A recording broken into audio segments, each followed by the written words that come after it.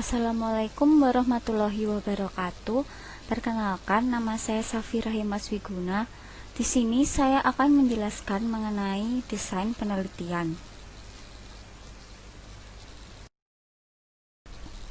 Tujuan studi ada 3. Yang pertama, studi eksplorasi, yakni memahami mengenai suatu masalah karena memiliki keterbatasan informasi dan relatif belum banyak diteliti.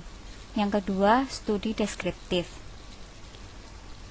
menjelaskan karakteristik suatu masalah yang diteliti.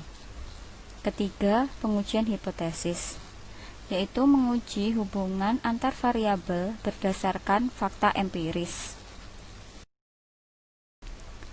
Tipe hubungan antar variabel.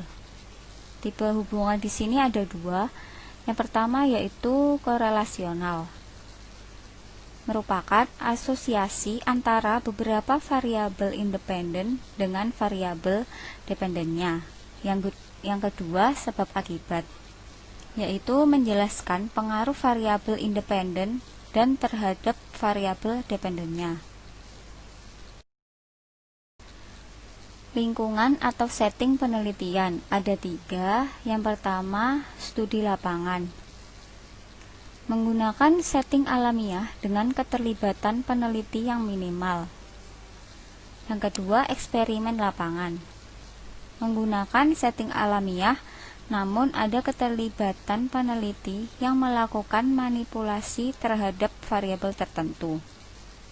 Yang ketiga, eksperimen laboratorium, menggunakan setting artifisial dan adanya manipulasi terhadap variabel penelitian tertentu oleh peneliti.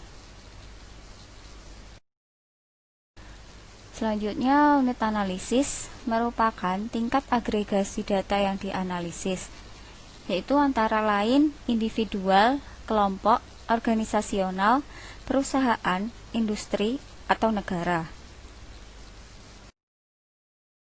Selanjutnya, horizon waktu. Ada studi 1 tahap, yaitu penelitian yang datanya dikumpulkan sekaligus dalam 1 tahap dan dapat berupa data dari 1 atau beberapa subjek penelitian yang mencakup 1 atau beberapa periode waktu seperti hari, minggu, bulan, atau tahun.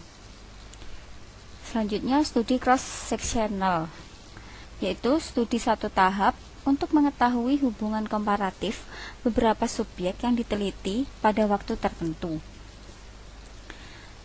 Lalu studi beberapa tahap atau jangka panjang, yaitu merupakan studi yang memerlukan waktu yang lebih lama dan relatif lebih intensif serta memerlukan waktu dan biaya relatif lebih. Pengukuran konstruk ada 2. Yang pertama yaitu skala pengukuran. Tipe skala pengukuran terdiri atas skala nominal, skala ordinal, skala interval, dan skala. Yang pertama yaitu skala nominal, merupakan skala pengukuran yang menyatakan kategori, kelompok, atau klasifikasi dari konstruk yang diukur dalam bentuk variabel. Yang kedua yaitu skala ordinal, merupakan skala pengukuran yang tidak hanya menyatakan kategori, tetapi juga menyatakan peringkat konstruk yang diukur. Yang ketiga, skala interval, merupakan skala pengukuran yang menyatakan kategori, peringkat, dan jarak konstruk yang diukur.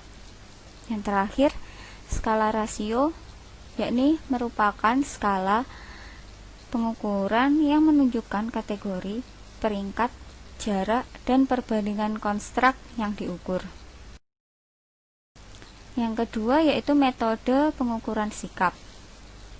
Metode yang digunakan dalam pengukuran konstruk sikap yaitu skala sederhana, skala kategori, skala Likert, skala perbedaan semantis, skala numeris, dan skala grafis.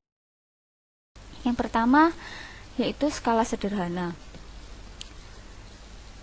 mengukur sikap dengan skala nominal yang menyatakan setuju atau tidak setuju dan ya atau tidak. Yang kedua, skala kategori, berisi beberapa alternatif kategori pendapat yang memungkinkan bagi responden untuk memberikan alternatif penilaian. Yang ketiga, skala Likert mengukur sikap dengan menyatakan setuju atau tidak setuju terhadap subjek, objek, atau kejadian tertentu. Yang keempat, skala perbedaan semantis mengukur sikap menggunakan skala penilaian 7 butir yang menyatakan secara verbal dua kutub penilaian yang ekstrim. Yang kelima, skala numeris, metode yang terdiri dari 5 atau 7 alternatif nomor untuk mengukur sikap responden terhadap subjek, objek, atau kejadian tertentu. Yang terakhir, skala grafis mengukur sikap dengan bentuk grafis atau gambar.